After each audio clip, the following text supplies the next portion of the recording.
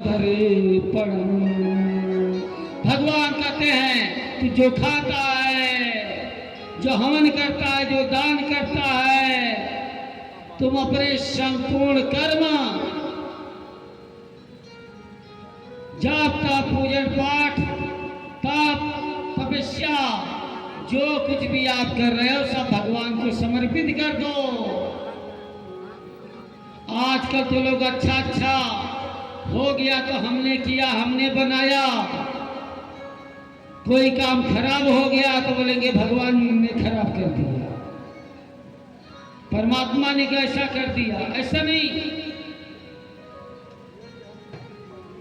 जो कुछ भी यहाँ हो रहा है सब परमात्मा ही करने वाला है, सब भगवान ही करने वाले हैं, सब कुछ भगवान का है।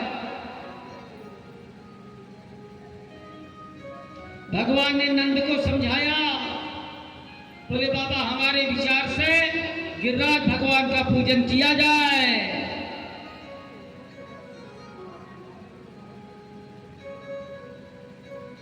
गिरिराज भगवान तो 21 किलोमीटर में है, उनका 21 किलोमीटर का परिक्रमा होता है।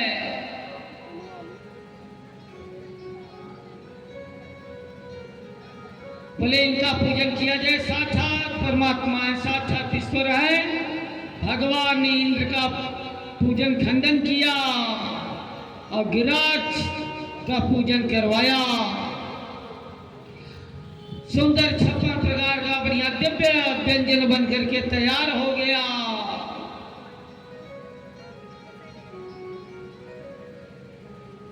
गोवर्धन पूजा होएगा, भोजन बन करके तैयार हो गया।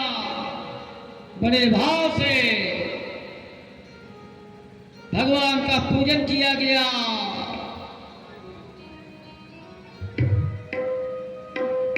जितना पूजन बड़े भाव से प्रेम से पूजन किया गया गिरिराज भगवान का, और उनको भोग लगाया गया। भगवान को भोग लगाए बिना भोजन मत करो। नामदेव हुए, उनके पिताजी चले गए थे कहीं बाहर, बोले बेटा भगवान को भोग लगाए बिना भोजन मत करना। और छोटे से बच्चे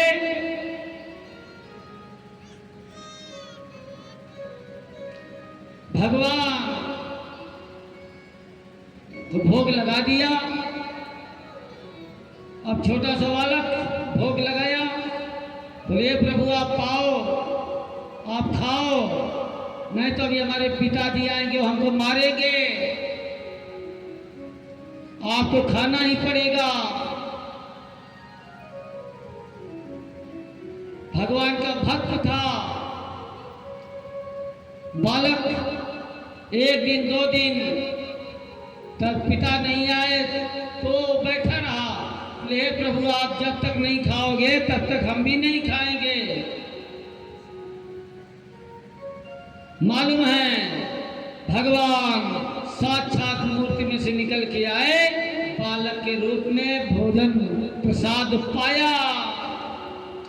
ऐसे जो भगवान की रात को भोग लगाएगा, श्रद्धा से प्रेम से संतों की सेवा करेगा, दान करेगा, उन्हें भोजन कराएगा। संतों की सेवा साक्षात भगवान की सेवा है, ईश्वर की सेवा है। एक पति पत्नी थे, बड़े धर्मात्मा थे, बहुत धर्मात्मा थे। प्रतिदिन उनके दरवाजे पर संत आते रहते थे, भोजन कराते थे, खिलाते थे, पिलाते थे, भोजन कराते थे बड़े निष्ठा से प्रेम के साथ में। रोज खिलाना उनको, संतों का भंडारा ही चलता रहता था। उनकी पत्नी भी धर्मात्मा, संतों की सेवा में वो भी दान करने लगी। पति जी ने जितना कमा के रखा था सब संतों के भंडारा में खर्चा कर दिया। पत्नी ने जितना उसके पास सोना था, वस्त्र था, सब वो भी सब बेच करके संतों की सेवा में लगा दिया। अब उनका जब सब कुछ खत्म हो गया तो एक सेठ बड़े धर्मात्मा थे, उन्हीं के जैसे